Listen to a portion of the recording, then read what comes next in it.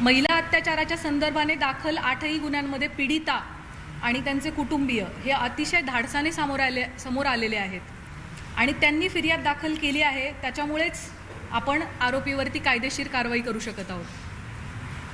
आपल्या सगळ्यांच्या माध्यमातून मी आवाहन करू इच्छिते की या महिलांनी लोक काय म्हणतील या भीतीनं अन्याय सहन केलेला आहे आणि आता अतिशय धाडसाने कुटुंबाला विश्वासात घेऊन त्यांनी गुन्हे दाखल केलेले आहेत।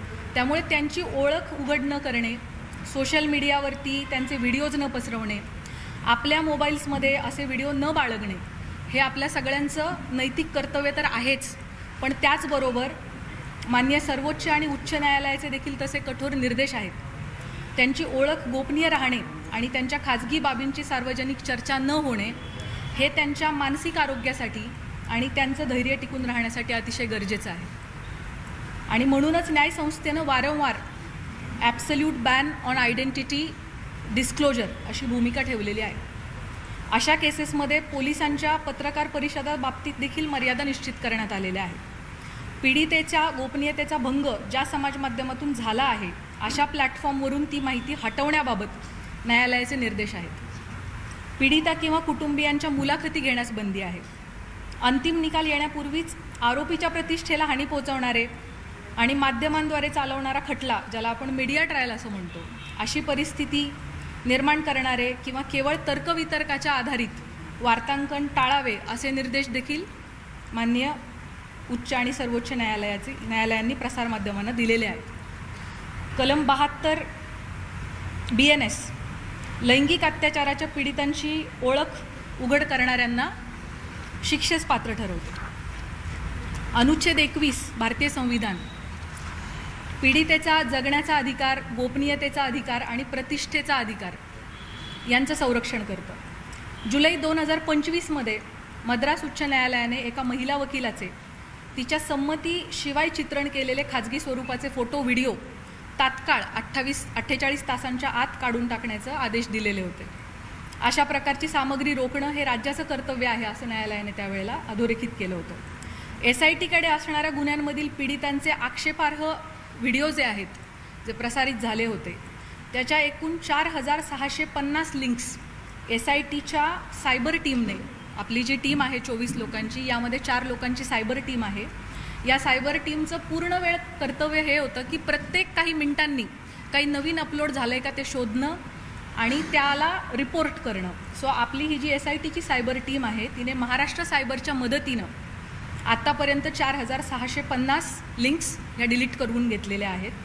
त्याच पद्धतीने सोशल मीडियावरती आक्षेपार्ह पोस्ट पुन्हा पुन्हा टाकणाऱ्या एकूण 451 अकाउंटला कायमस्वरूपी काढून टाकण्यात आलेलं आहे। पीडितांचे आक्षेपार्ह व्हिडिओ प्रसारित केल्याप्रकरणी आत्तापर्यंत 2 गुन्हे देखील दाखल झालेले आहेत। सदरचे गुन्हे हे सातपूर पोलीस स्टेशन नाशिक शहर आणि कोपरगाव पोलीस स्टेशन अहिल्यानगर या ठिकाणी दाखल असून संबंधित घटकच त्याचा तपास करत आहेत आणि त्यामध्ये आजपर्यंत एकूण 6 आरोपींना अटक देखील करण्यात आलेली आहे। दिल्ली उच्च न्यायालयाने अलीकडेच एका विनयभंगाच्या प्रकरणाशी संबंधित बदनामीकारक स्वरूपाच्या सोशल मीडिया पोस्ट्स काढून टाकण्याचे आदेश दिलेले आहेत आणि आरोपीची प्रतिष्ठा जपण्यासाठी आणि त्याला निपक्ष सुनावणी मिळण्याची खात्री करण्यासाठी न्यायालयानं ही स्टेप घेतली होती। SITकडे असणारे सर्वच तपास हे अतिशय संवेदनशील प्रकारचे असल्यामुळे त्याविषयीची जी माहिती आपल्याला सांगणं शक्य आहे ती माहिती मी आपणास याद्वारे दिलेली आहे।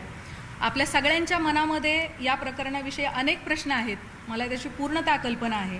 त्यापैकी बहुतांश प्रश्नांना स्पर्श करण्याचा मी प्रयत्न केलेला आहे। या प्रकारच्या गुन्ह्यामध्ये BNS सेक्शन 93 BNSS प्रमाणे गुन्हा दाखल झाल्यापासून 60 दिवसांच्या आत आपल्याला दोषारोपपत्र दाखल करणं आवश्यक असतं। आपल्याकडचा या प्रकारचा पहिला गुन्हा हा नाशिक शहरामध्ये 17 मार्च 2026 रोजी दाखल झालेला आहे आणि SITकडे त्याचा तपास 20 तारखेला आला, 3 दिवसानंतर। त्याचे ऑलरेडी 20 दिवस संपलेले आहेत आणि आणखी 40 दिवस अवधी आपल्या हातामध्ये आहे पहिल्या गुन्ह्यासाठी आणि उरलेले जे 7 गुन्हे आहेत ते देखील पुढच्या आठवडाभराच्या कालावधीमध्ये दाखल झालेले आहेत। त्यामुळे 40 दिवसानंतर पुढच्या आठवडाभरात या उरलेल्या सगळ्या गुन्ह्यांचं देखील डेडलाईन जी आहे ती जवळ येते। त्यामुळे असं आपण म्हणू शकतो की 40 ते 45 दिवसांमध्ये या 8 गुन्ह्यांचा तपास आपल्याला पूर्ण करणं आवश्यक आहे। तरी या सर्व गुन्ह्यांमध्ये चांगले पुरावे गोळा करून तपास वेळेत पूर्ण करण्याची SITचे प्रयत्न सुरू आहेत। त्यासाठी सर्वतोपरी प्रयत्न संपूर्ण टीम करत आहे. आपल्या सर्वांना विनंती आहे की पीडितांना कोणत्याही प्रकारे मनस्ताप होणार नाही याची समाज म्हणून आपण सगळ्यांनी काळजी घेऊयात. तुमच्या माध्यमातून हे आव्हान, ही विनंती मी सर्वांना करू इच्छिते. आपल्या मनामध्ये पदाधिकारी, अधिकारी यांना SIT कडून बोलवण्यात येणार आहे का, किंवा अमुकला आपण का बोलवले नाही, कधी बोलवणार आहे, अशा प्रकारचे देखील अनेक शंका आणि प्रश्न असू शकतात. अनेक पत्रकार, सामाजिक कार्यकर्ते यांनी वेळोवेळी मला मेसेज करून या प्रकारच्या प्रश्नांची विचारणा केलेली आहे. त्याबाबत मी सांगू इच्छिते की आपल्याकडे दाखल गुन्ह्यामध्ये फिर्यादी आणि साक्षीदार जे सांगतात त्याच्या अनुषंगाने तपास होत असतो. तपासादरम्यान जे पुरावे समोर येतात त्याप्रमाणे पुढील तपास केला जातो. पुराव्याच्या आधारे कोण व्यक्ती सहआरोपी आहे का हे पाहिले जाते. त्यानुसार त्याची चौकशी आणि त्याच्यावरची इतर कायदेशीर कारवाई केली जाते. त्यामुळे या गुन्ह्यांच्या बाबतीमध्ये देखील हा गुन्हा घडण्यासाठी मुख्य आरोपी सोडून इतर कोणी कारणीभूत ठरलं आहे का, कोणी याची इकोसिस्टीम निर्माण करण्यामध्ये सहाय्यभूत ठरलेलं आहे का, या अंगाने सुद्धा आपण तपास करत आहोत. या गुन्ह्यांची पार्श्वभूमी तयार करण्यासाठी कोणी मदत केली आहे का, याबाबत पुराव्यानिशी जर आपल्याला निष्पन्न झालं तर त्याविषयी निश्चित कायदेशीर कारवाई केली जाईल. त्याबाबत आपण कोणीही मनामध्ये कुठल्याही पद्धतीची शंका कृपया बाळगू नये. गेले 17 दिवस SIT या गुन्ह्यांचा तपास करत आहे. आमचा तपास अजूनही सुरू आहे. त्यामुळे बहुतांश प्रश्नाची उत्तरं मी दिलेली आहेत. काही प्रश्न कदाचित अनुत्तरित राहिलेले असतील, परंतु जसजसा तपास पुढे जाईल तशी तशी आपल्याला त्या प्रश्नांची पण उत्तरं मिळतील. महत्त्वाच्या टप्प्यांवरती SIT कडून आपल्याला ब्रीफिंग दिले जाईल. चार्जशीट दाखल होईपर्यंत आपल्याला या प्रकरणाची गोपनीयता बाळगणं अतिशय आवश्यक आहे. तरी मी आपल्या सगळ्यांकडून सहकार्याची अपेक्षा बाळगते. यापूर्वी अशोक खरात याला पहिल्या गुन्ह्यामध्ये एकूण 14 दिवस पोलीस कोठडी मिळाली होती. ती दिनांक 31 रोजी संपली. दिनांक 1/4/2026 रोजी आपण दुसऱ्या गुन्ह्यात त्याला अटक केली आणि न्यायालयासमोर हजर केलं. दिनांक 2 पासून 7 दिवसांची पोलीस कोठडी उद्या दिनांक 8/4/2026 पर्यंत माननीय न्यायालयाने मंजूर केलेली आहे. आता यानंतर पुढील गुन्ह्यामध्ये पोलीस कोठडी आपल्याला मिळावी यासाठी आपण माननीय न्यायालयाला विनंती करणार आहोत. या दरम्यान तुम्हाला माहीत आहेच की काही कारणांसाठी आपण VC द्वारे न्यायालयामध्ये आरोपीला हजर करण्याची परवानगी मागितली होती आणि मागच्या हिअरिंगच्या वेळेला माननीय न्यायालयाने तशी परवानगी आपल्याला दिली होती. खरातच्या आर्थिक व्यवहार, प्रॉपर्टीज इत्यादींच्या अनुषंगाने देखील आपल्या मनात भरपूर प्रश्न आहेत, याची मला कल्पना आहे. त्याबाबत मी सांगू इच्छिते की या प्रकरणामध्ये EDने दखल घेतलेली आहे.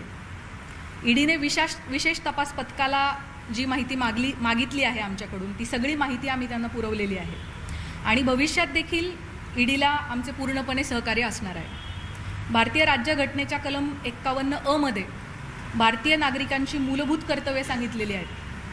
त्यामध्ये वैज्ञानिक दृष्टिकोन आणि चौकस बुद्धीचा विकास करणे हे आपल्या सगळ्या नागरिकांचे मूलभूत कर्तव्य आहे असं आपलं संविधान सांगतं.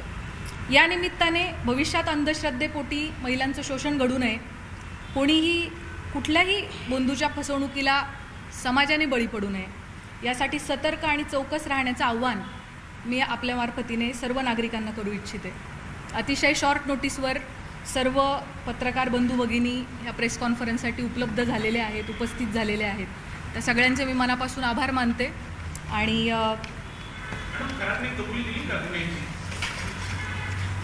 मी जसं सुरुवातीलाच सांगितलं की या गुन्ह्यांच्या बाबतीमध्ये मला जी माहिती आपल्याला सांगणं शक्य आहे ती माहिती मी आपल्यासमोर मांडलेली आहे. त्यामुळे आपल्या सगळ्यांनी या गोष्टीची सहकार्य करावे की जोपर्यंत चार्जशीट दाखल होत नाही त्याबाबत काही तपासातल्या बाबींची गोपनीयता ठेवणं आपल्यासाठी अतिशय आवश्यक आहे. आपल्या सगळ्यांचं